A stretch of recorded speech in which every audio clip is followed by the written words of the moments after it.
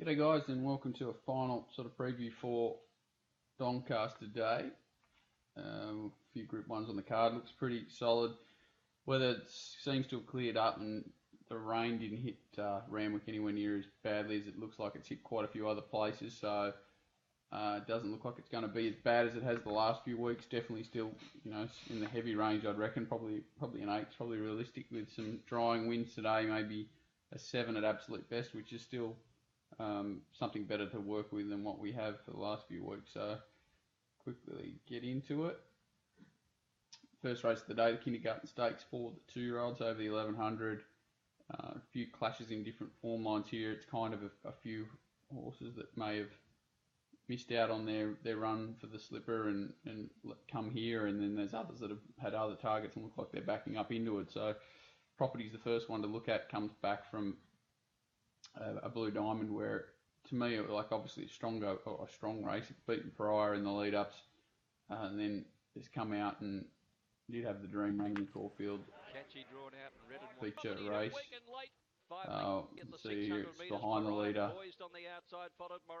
in a slowish tempo, especially for a Group 1. Sneaks up inside, grabs the lead at the top of the straight, and it's quite weak late. So while it's got good solid Group 1 form, or forming Group 1 races, a Group 1 race, it's not the horse I'm really looking to chime into here off a 5-week break. Finding a wet track for the first time in its career, travelling. It's got a few queries against it. Condor Heroes is definitely an interesting horse. He's well documented. He's had a few issues leading up to the Golden Slipper. Was the favourite for the Todman before being late scratching, bolting around to the gates. He paraded very average first up at Warwick Farm, going back to a 2-year-old maiden here, but did a good job to lead at a fast tempo. Looked under a little bit of pressure here. He's got his ears pricked here, but he looked like they were coming back to find him here, and he gets to the middle of the track and fights on really well. Time very solid, and really doesn't look like stopping late. He's pretty late, so he'll improve from that. And he's a real player here. There's no doubt about that. Dissolutions trial well, still a tough ask on debut. From Within's another horse that's had one run at Canterbury, good solid 2 weeks into the Magic Millions, had a well documented poor run there, plus a little bit disappointing, you'd have to say. Came back and was ridden really aggressively on a really heavy track. It's Randwick, and failed a bit there, beaten 9. Come back and had a trial win since in really fast time. On the really fast rubber surface, or this pro ride surface, it's hard to really line that sort of trial form up. It's really hard to work out whether she's going to bounce through that run, or what's going to happen with her. I think betting's probably a really good guide to how she's going, and she's drawn probably in the right spot to camp in behind them and get a trail this time rather than lead. The other horse I'm really interested in here is Sheikah. I like that these horses, Condor Heroes and Sheikah, are bouncing into this race off. They've had a preparation, they've had some lead up, and they're coming into this race a little bit fresh. She's similar to Condor Heroes, ran at this Warwick Farm meeting in a 2-year-old set weights race. The race was actually split into 2. They ran similar times, and she sat wide outside at solid tempo, very similar tempo, and controlled the race. Got to the right part of the track and extended away from them. Very similar.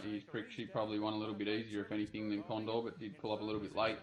Stable's flying, she's going to improve, and she'll probably sit outside Condor Heroes in the run, and they'll both look, the winners at some point. Elise is another interesting horse that obviously they tried to rush her into the slipper, had to win the lead up there and was beaten by Tulip when looking the winner at one point. She might have just knocked up there, or not sure. She floated a bit when she hit the front.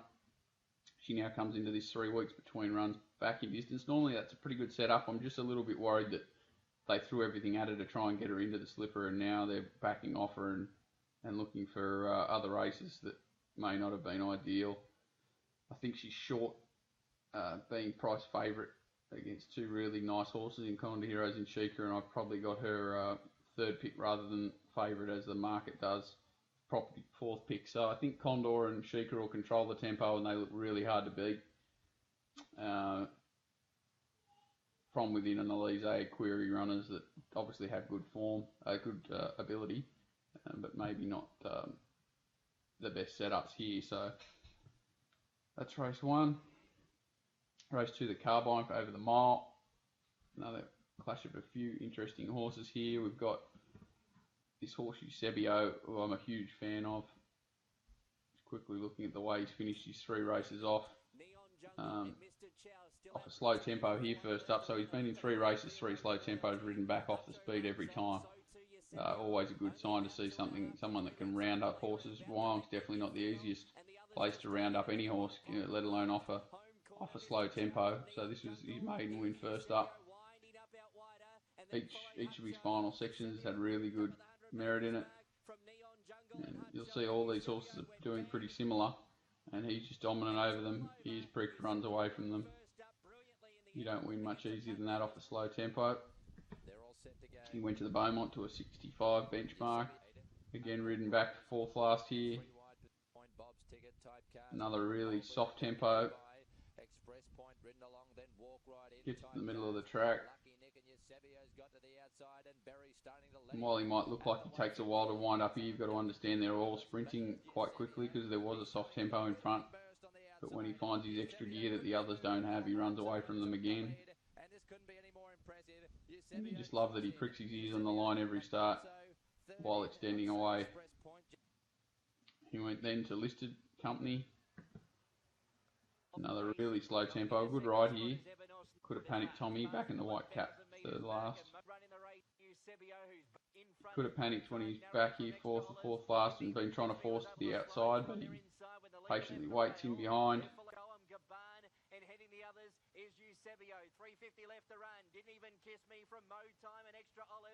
Again, took a little bit to wind up, but as soon as he sees daylight and finds that extra gear, it doesn't seem to matter what level he gets to. He's just really,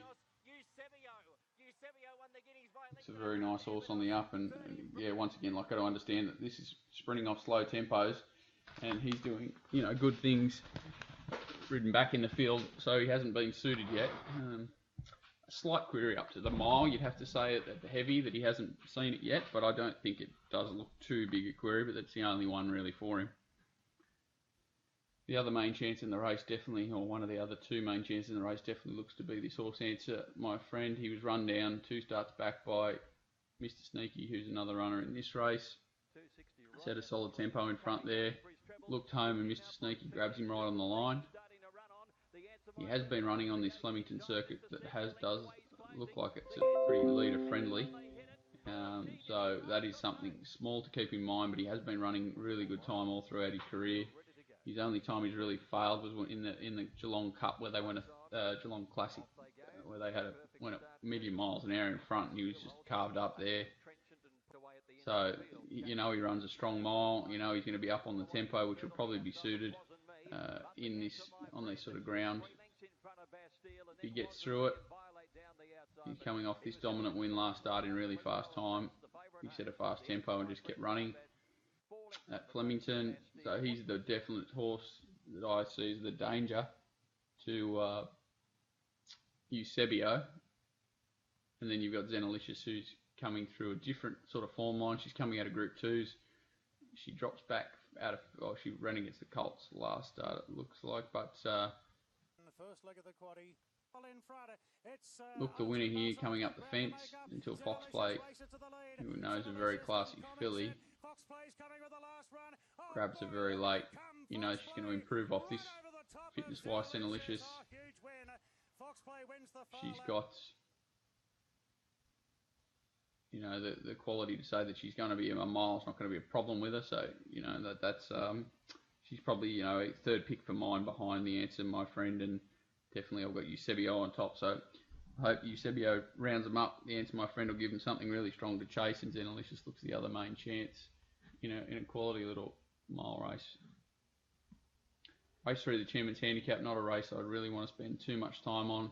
Everything points to Big Duke for mine. Dominant winner last start over the 2,400 metres around Rose Hill on the heavy 10. The only thing he's got to do is get through a similar sort of track condition around Randwick.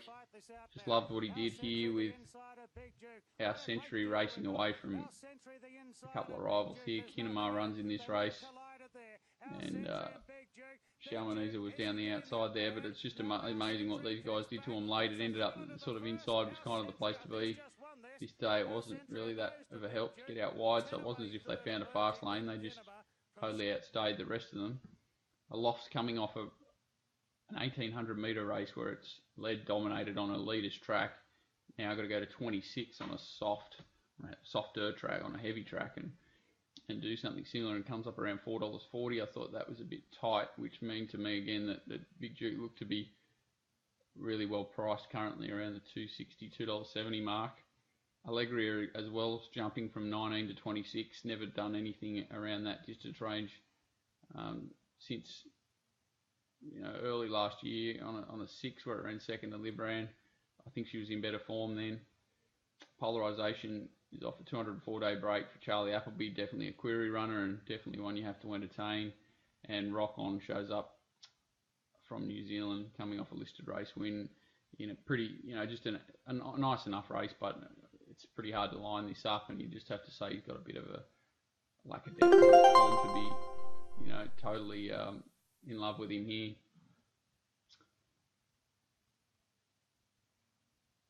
So for me, Big Dukes looks well priced, and I think the $2.70 I think is the best around that I've seen. It probably won't last. I'm not too excited by the race, but if I was going to have a bet, that'd be it. Country Championship final, and these races really entice me usually all the way around. I usually like to get involved in most of the heats. I know the horses pretty well. Perfect Dare comes up a short price favourite, sort of $3.60. Next pick's Pumpkin Pie. Both of them come through city form races. Obviously, Perfect Dare was beaten in Austral in a $1 million race at the Gold Coast. 2 starts back over the 1,400. She's only ever been tested over the mile once that I can see, or twice here. She's beaten, on both occasions. But what I want to find here is I think she's a little bit of a risk at a strong 1,400 on a heavy surface. I don't want to get involved with her at around the 9 to 4 chance. I think, at around the 9 to 4 chance, and you really want to see it get to a 5 or a 6 for him to justify that price for mine. He was obviously very dominant last start in Grafton, but I think that was a very weak area to come through. I know his actual time and everything was very strong, but I think it might be overplayed a little bit here. Pumpkin Pie is another one that's really tough to line up. Dominant winner of the Goulburn heat in fast time as well. Then went out and got beaten 9 lengths to Global, 13.9 behind Global Glamour, then only 4.5 behind Zenalicious Fox Play in a Group 2 last start. That's obviously very good form for this. It's obviously 3-year-old form too, which makes it a little bit more interesting. She's had a really deep prep,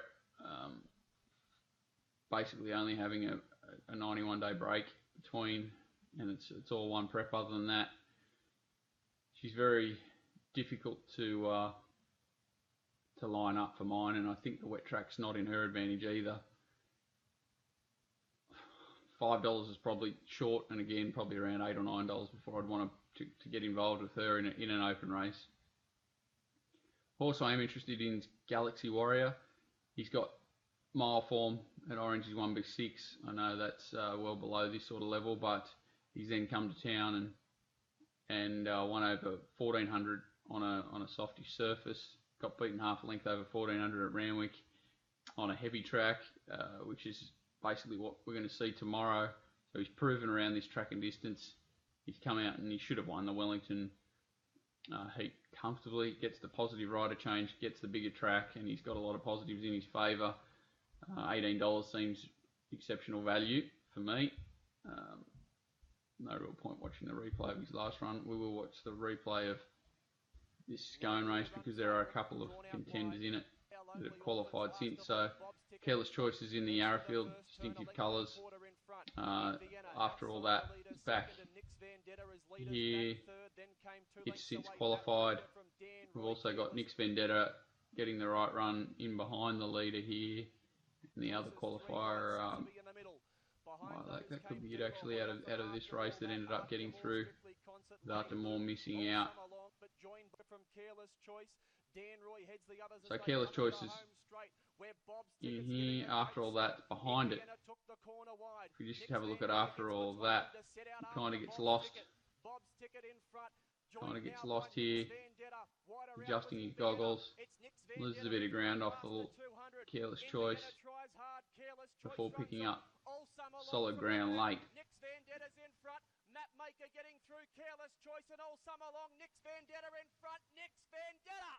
So you'd have to say that after all that was a bit unlucky to not beat at home there, but the interesting part to this horse, Careless Choice, is that he was first up on that testing surface that day. He had a few issues, glue on shoes and poor filler, which again he has on this week, which is not a real positive for me, but he did that first up.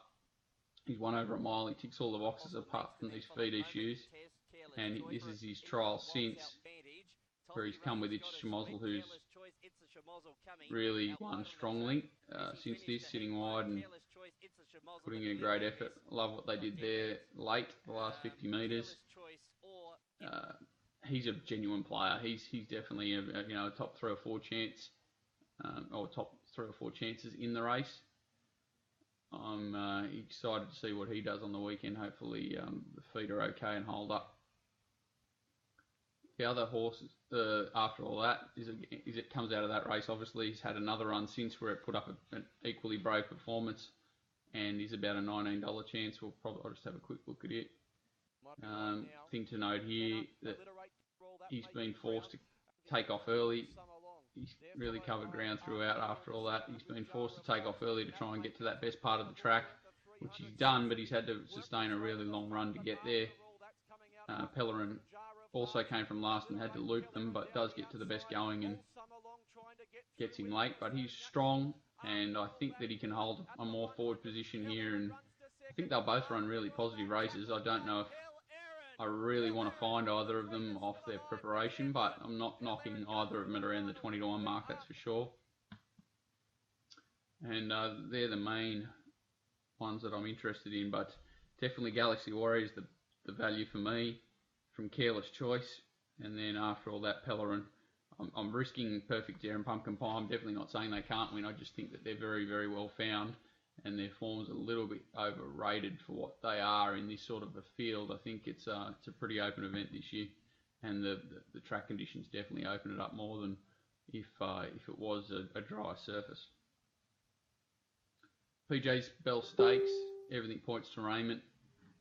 I think it'll start a well-backed favourite. There is 2 other horses here in Samantha and Prompt Response. I think are really talented horses. Prompt Response obviously shows up here first up, which makes life a little bit more difficult, but definitely has the quality. Samantha's coming off a well-beaten effort behind Raymond, but we'll just have a quick look at it there. It was difficult to run on this day, and Samantha did get going keenly and was in a tough, awkward position, sort of 3 and 4 wide throughout, which wasn't an easy place to chase from. Raymond's obviously outside the leader here, controls the tempo, sprints away. And Samantha just does a good job to battle on really strongly into second. I think the bigger field will suit Samantha. She can definitely improve a touch, but needs to catch Raymond, that's for sure. Prompt Response is coming off some really solid trials. Gay's horses are obviously going exceptionally well, and she'll run a good race.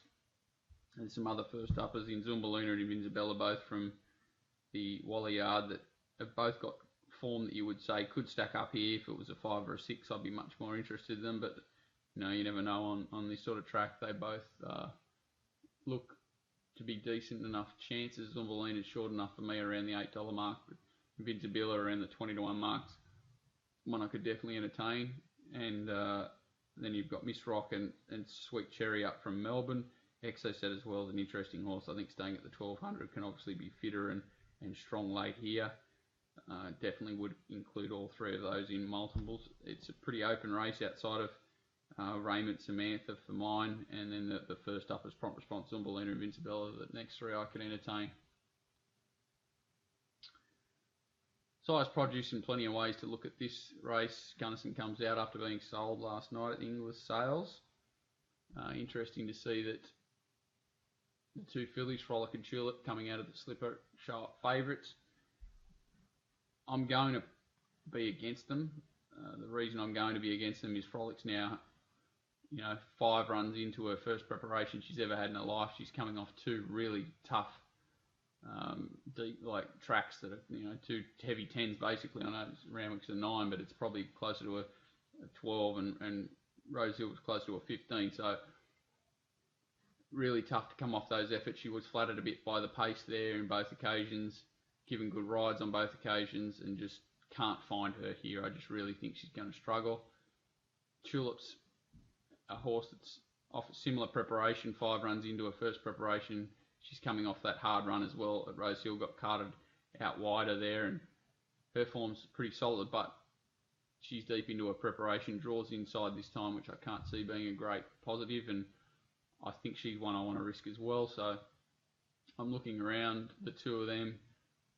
I'm stuck coming back to Minari again. I've heard whispers that he's come on from that last run, which has really put the cat amongst the pigeons for me. He was one that I probably wanted to wait for next preparation for, but considering he's $11 or $12 now, and if he has come on from that run, considering how well he went in the slipper off a poor preparation, he's the horse to beat for mine. Chauffeur can improve out of that slipper run. We'll have a quick look at it and point out where everything finished. This is Minari in the run here.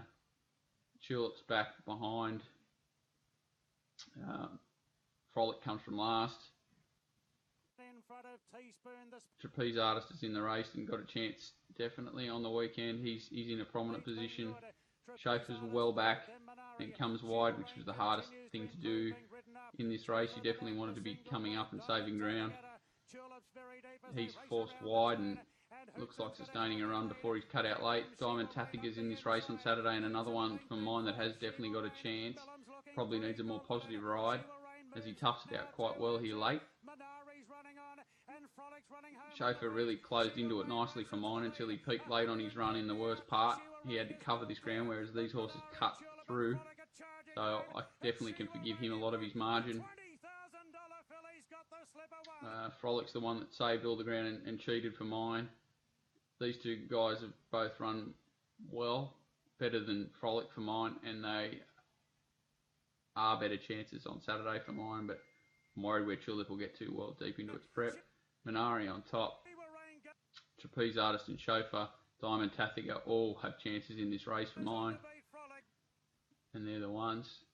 Summer Passage comes over from New Zealand. His form's okay there. I'm not even going to bother showing his replay. It wasn't that exciting to the eye. He sort of looks pretty one-paced and tough, which will stand him in good stead here, but not one that I want to find. So for me, Minari, Chauffeur, Diamond Tathiga, Trapeze Artist, the 4 from the slipper that have had the better setups are the ones that I want to get involved in, especially Minari. I just think he's a top horse, so probably won't be playing too heavy, but I'll be having something on him. AJC Derby. Ginger Nuts comes up fairly short. Inference, clear second pick. Then out to John Snow, Anaheim. Prized Icon, So Sabon on the next level from Hardham, Impervito. And then out further. I'm looking away from the John Snow form line. I thought he had his chance to beat Ginger Nuts in the New Zealand Derby, and was probably a little bit flattered, if anything, to get as close to him as he did. He found the perfect race last week, coming back in distance on a testing surface against other horses who either didn't like the surface or just didn't have the quality to match it with those with a fitter, superior staying type. I think he'll get found out here. I think Prized Icon really needs a lot of wind today to bring it back to a 6 or so to be a threat, but he's definitely the one out of that race if there is one on an improving track.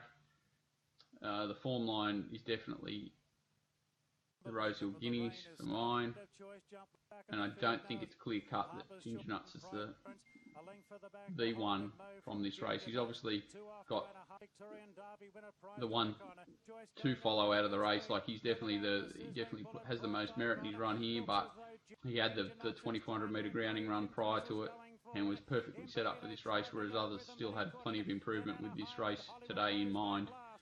So if we show here, this is Sosa Bond taking off. Ginger Nuts has come from behind him and loops. Inference is behind, missed the boat a little bit with Ginger Nuts whipping around him.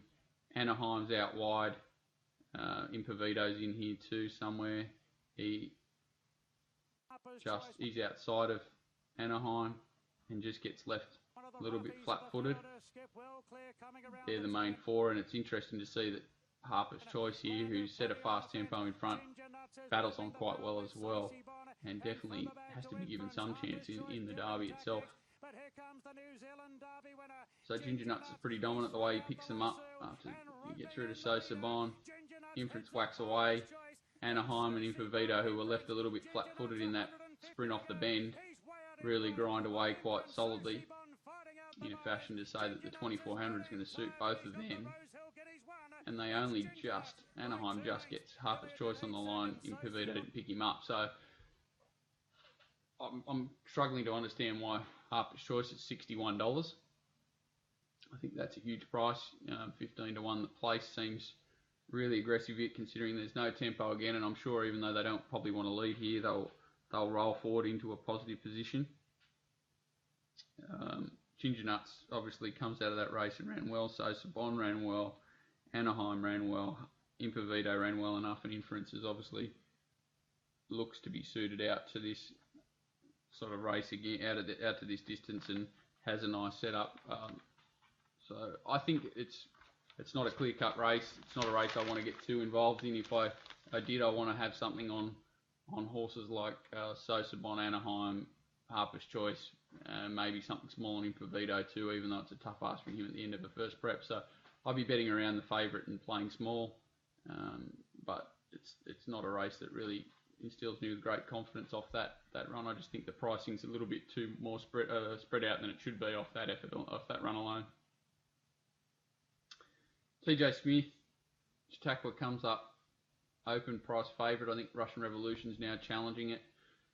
O'Shea's come out today and said if it's a heavy track, Astern's unlikely to run. I can't see how it won't be a heavy track, so you've got to take his word that it won't be running. Malaguirre around the 10 to 1 mark, so is Spieth, so is English. Malaguirre is the one that I want to find. I just think he's had a perfect little setup for this race. He's had the 1200 metre win first up in dominant fashion over Blackheart Bar, then came out 1400. Blackheart Bar turned the tables on him after he sat outside a solid tempo. Soft trial since then, back to 1200 seems ideal. Not sure how he's going to go on a real heavy track, but you know he's going to be up there somewhere and challenging, and he'll keep going. He's tough. Russian Revolution's just a really honest 3-year-old. He looks like he'll be up there and battling on well, probably well enough found around the $5 mark though. Chautauqua's going to be back last. Spieth's going to be back in a similar position, you'd have to say, and they're going to have to round up the whole field. I'm betting around both of them, to be honest. I think there's more value in horses like Voodoo Lad at $18 and Tavachi at 33 to 1 than there is in Chautauqua. Or I'd love to see Spieth, don't get me wrong, change his form around from last start. It's just hard to come into him off that run and onto a heavy surface that you're not that sure about either. It's going to be hard to make up a lot of ground, you'd say, on these quality sprinters. So Malaguirre up there with Russian Revolution, the value runners, Voodoo Lad and Tavachi for me in what looks a really open sprint race. Even Terra Vista at 25 to 1 looks good value. I think there's value around Chautauqua especially, and I'll probably be betting, I'd say, just waiting to see the pattern of the data to make any final assessments on this race. It's really going to be important, but Malaguirre does look pretty bomb-proof and should be right there no matter what. Doncaster Mile, and we've got the favourite is La Romaine, bomb-proof form. beaten Big Money and Snippets Land off a slow tempo first up, come out and sat outside a fast tempo, got to the outside and held off Chautauqua, then got beaten 7 by Winks, which is good enough form for this, there's no doubt about that. He now gets to a mile on a heavy. I think he runs it, but I only think he just runs it. I know he's won a mile Group 1 race here before, and he's won a mile Group 1 race at Flemington, so it's hard to say that he doesn't run a strong mile, but just a little query on him at a strong mile over the 1600 metres.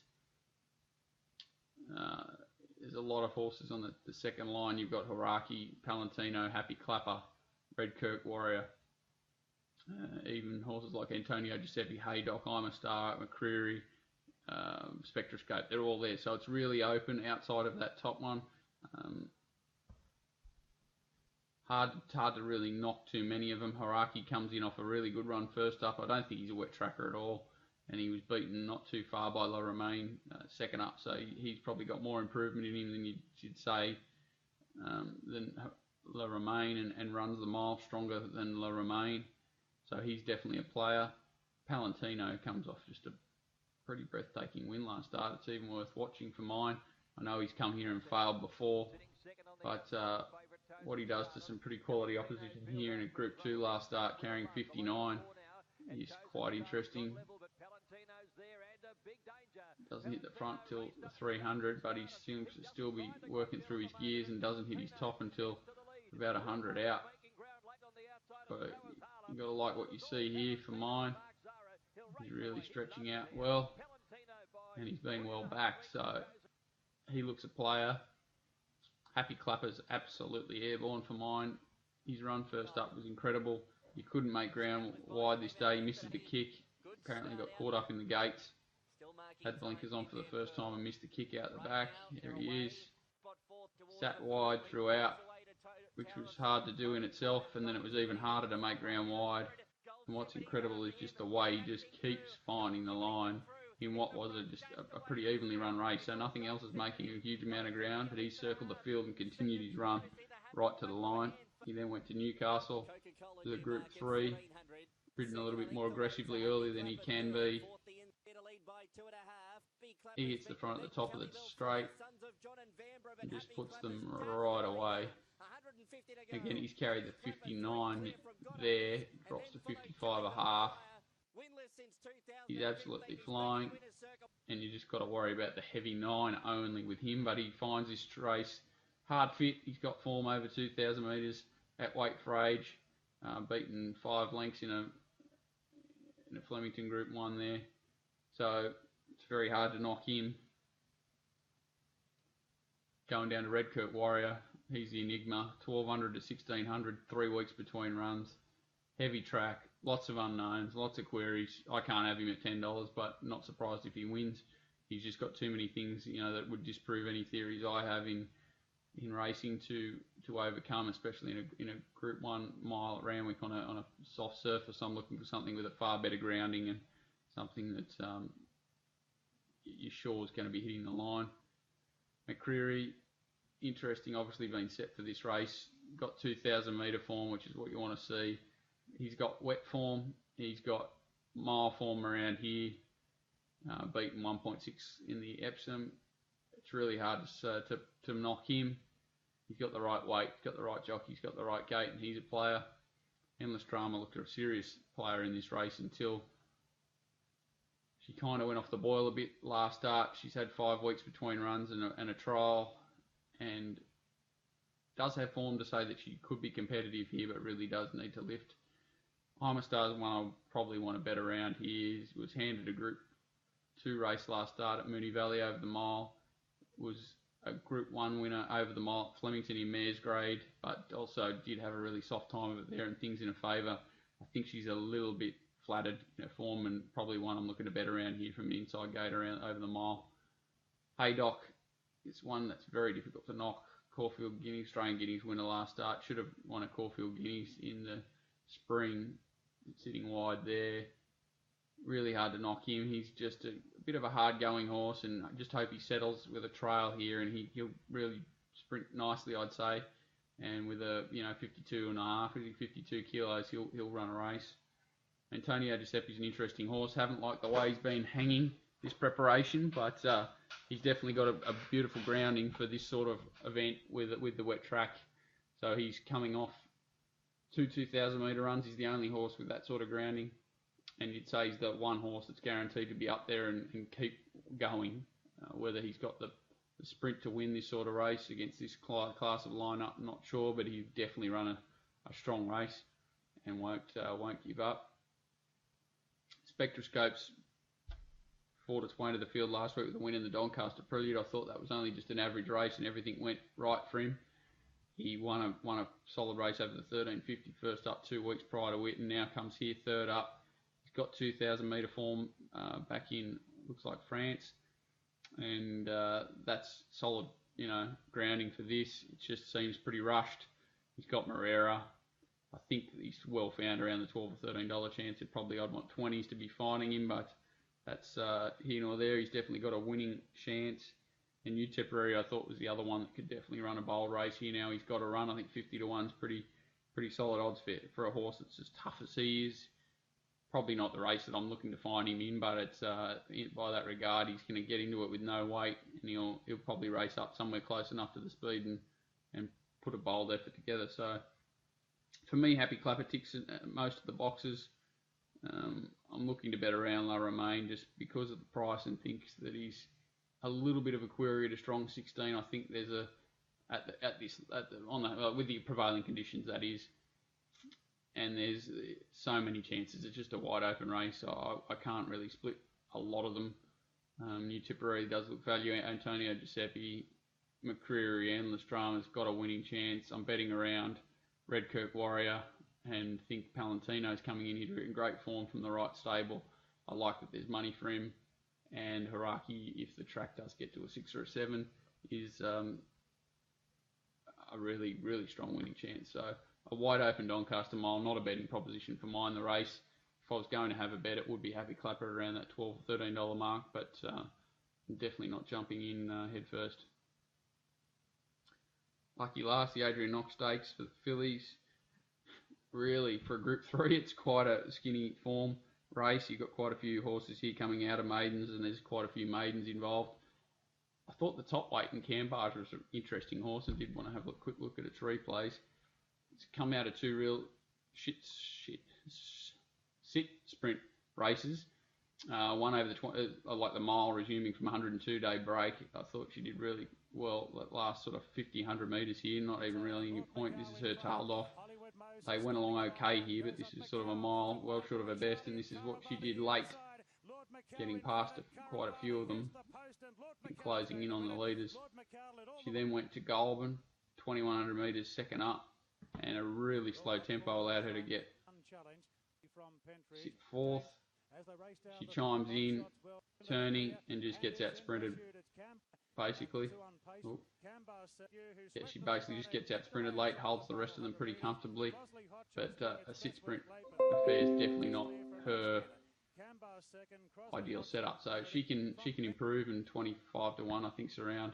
It's quite interesting. Perfect Rhyme comes off a maiden win, a Class 1 solid enough win, so her maiden win in a Class 1. She then went to the Group 3. Kembla Classic sat in the right spot there, about 5th, and held her position. Definitely solid enough form for this. Gets up to 2,000s. A little bit of a query. I didn't think she really attacked the line there, and I think she's short enough around the $6.50 mark. Mullover was forgetful in the Scone. She didn't have a lot of luck in that maiden. Came to Newcastle and did a few things wrong early when being restrained after wanting to get keen. Got back and then really unleashed a strong, sustained effort right to the line. Hard to knock this effort, and the way she's running away from them is really nice. She looks like she'll handle the soft ground, and she looks like she's right on the up. Stablemate High Impulse has not been seen for 4 weeks, but has had a trial since this win. Another one coming off a slow tempo and really puts away a solid enough maiden field. Blinker's first time this day. And they really seem to have done the trick to her. Running on well. High Impulse at the 175 has drawn clear from Pristine Girl. Looks like she builds through her gears, and another one that looks like 2000 definitely won't be an issue, and a soft track probably not either, so it's very hard to knock her. The horse I'm keen on for this race and for the Oaks at this stage is La Chat. She's been narrowly beaten at 3 runs before last start. She was restrained right out of it. It was a day that was really hard to make ground wide, and even though she had a tempo to suit here with the leader bowling along, she's come widest runner.